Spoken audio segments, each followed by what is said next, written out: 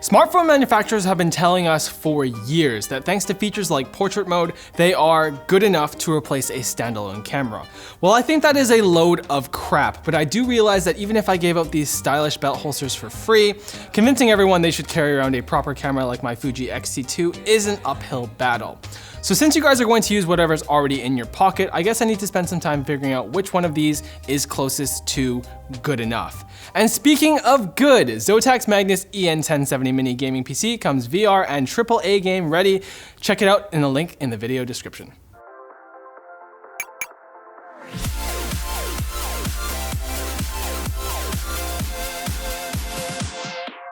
I want to start off by saying what this video is not. It's not a scientific analysis, it doesn't cover every aspect of the performance of every one of these phones, and I didn't even touch on video.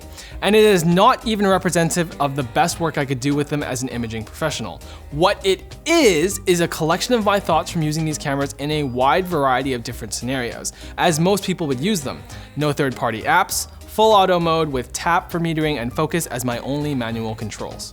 And yes, before all of you go storming into the comment section, I know the V30 has a very flexible manual mode within their camera app. However, with enough time and tweaking in manual settings, nearly any camera can look great. And what I wanted to see here was an average user's use case for a camera on their phone in auto mode. We also chose to include the iPhone 8 Plus in this roundup instead of the iPhone 10 because our 10 had unfortunately not arrived yet during the making of this video. Let's start by tackling color. In the first shot with the pink flower, the Note 8 and the V30 are both boosting saturation significantly, with the Pixel 2 and the iPhone 8 Plus both leaning more neutral and the Pixel 2 being the least saturated of the bunch. Overall, the Note 8 captured what most people would probably describe as the most pleasing image without editing, but the iPhone wins with the most true-to-life representation of color. In this second set of images, the iPhone 8 and the V30 both went for a slightly warmer white balance on a bluish overcast day, while surprisingly the Note 8 has a cooler, more neutral white balance with the Pixel 2 being again the most neutral and desaturated of the four. Here the V30 gives the sky and the white part of the wall art a greenish tint, while the Note 8 and the Pixel 2 gave fairly similar results, though I give the edge to the Pixel 2 thanks to its more balanced exposure and color saturation and truer to life color reproduction. Then the iPhone 8 by comparison looks like someone intentionally desaturated the image. Color-wise, it's hard to declare a clear winner that's head and shoulders above the rest, but we do have a loser, the LG V30. Then if pressed, I would say the Pixel 2 comes out on top thanks to its consistent delivery of true-to-life color, followed closely by the iPhone. Then if you prefer a more saturated look, the Note 8 performed admirably here. Let's compare dynamic range and overall detail. This image was taken from under the Vancouver Convention Center with HDR disabled. We are evaluating the sensor here, not software stitching sophistication. What separates the men from the boys here is the detail in the bottom of the overhang. It registers black on the V30 with the iPhone 8 and the Note 8 picking up the roof's structural supports, but only the Pixel 2 shows what they're made of, wood. Zooming in for a closer look, the iPhone 8 Plus gets the edge in overall detail, but Apple's denoising looks subjectively worse than Google or Samsung's. To LG's credit, the image has almost no noise, but it also contains almost no detail, and an overall aggressive post-processing sharpening effect. This shot of downtown Vancouver confirmed a trend for me with each camera. The V30 and the Note 8, on top of adding much more sharpening in their processing, also both tend to underexpose the image, with the V30 being the more aggressive of the two.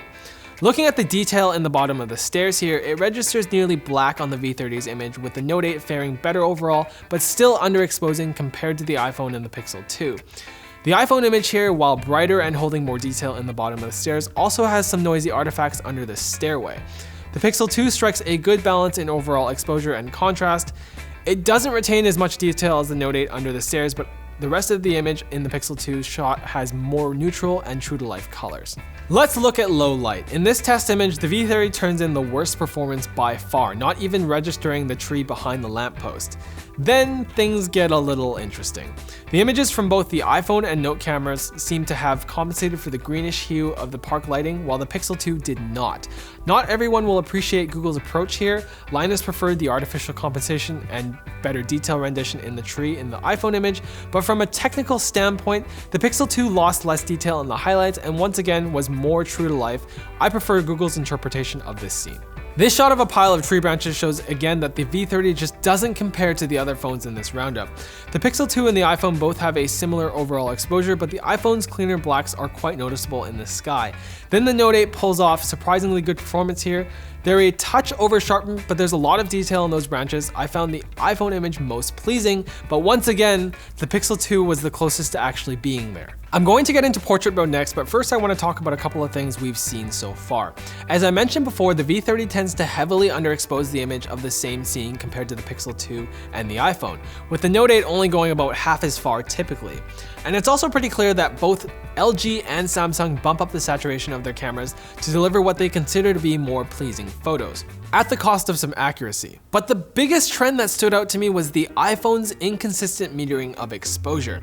Take this low light HDR shot of the LMG Studio, for example. The Note 8, Pixel 2 XL, and even the V30 all outperformed the iPhone in terms of holding detail in both the sky and our office building in the foreground. The iPhone, in nearly every comparison I did, tended to be the brightest image of the four, sometimes to its detriment. In a quick studio test, I shot the photo with the iPhone last, and no matter where I tried to meter the image, I couldn't get the exposure correct without manually compensating in the iPhone's app. And surprisingly, changing the model didn't help us get any more usable. As someone who uses manual camera controls literally every day, I'm not saying this is an unreasonable burden, it's just that every other camera in the roundup managed to do it better. Now let's get into portrait mode. The V30 doesn't have one at this time, so I subbed it out for the X-T2 to act as a reference point for how close we're getting to a $2,000 investment into dedicated hardware.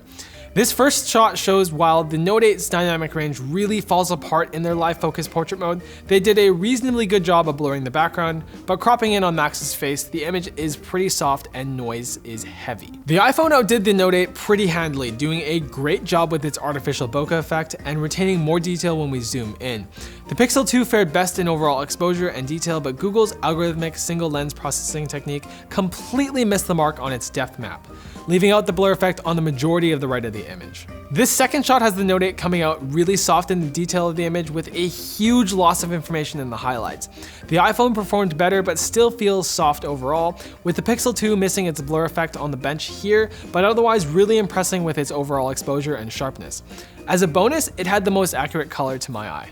This third shot in a field shows yet again that the Note 8 really can't hold up against the Pixel 2 and the iPhone. With its portrait mode, the sky is completely blown out with Max's skin starting to lose detail in the highlights. Again, the Pixel 2 struggles here to blur both sides of the image, with the iPhone doing a slightly better job there, but cropping into the center of the image, it's clear that the Pixel 2 handles detail and noise much better than the iPhone does, even though the depth mapping failed on this shot. So, conclusion time. The Pixel 2, while not the best in every situation, it never came in third place, making it the most consistent at producing an image that, with some editing or Instagram filters, would likely please anyone using it. The iPhone has the clear edge when it comes to believable fake blurred backgrounds and was close to the Pixel 2 in basically every other way, and I'm awarding it second place unless you're a portrait mode fanatic. But I don't want to make it seem like the Note 8 has a bad camera. It doesn't. Google, Apple, and Samsung have all done a fantastic job this generation. As for the V30, what can I say? We love the folks at LG, they're very nice people. But at this price, their camera leaves a lot to be desired. But you know who doesn't leave a lot to be desired? FreshBooks. FreshBooks is the small business accounting software that's custom built for how you want to work. It allows you to be more productive, organized, and helps you get paid quickly. Create and send professional looking invoices in less than 30 seconds, set up online payments with a couple of clicks, and get paid up to 4 days faster. See when your client has seen your invoice and put an end to the guessing games. For your unrestricted 30-day free trial, just head over to freshbooks.com/tech tips and enter in Linus Tech Tips in the How Do You Hear About Us section. So thank you guys for watching. If this video sucked, you know what to do, but if it was awesome, get subscribed, hit that like button, or check out the link to where to buy the stuff we featured in this video in the description. Also linked in the description is our merch store, which has cool shirts not like this one, and our forum, which you should totally join.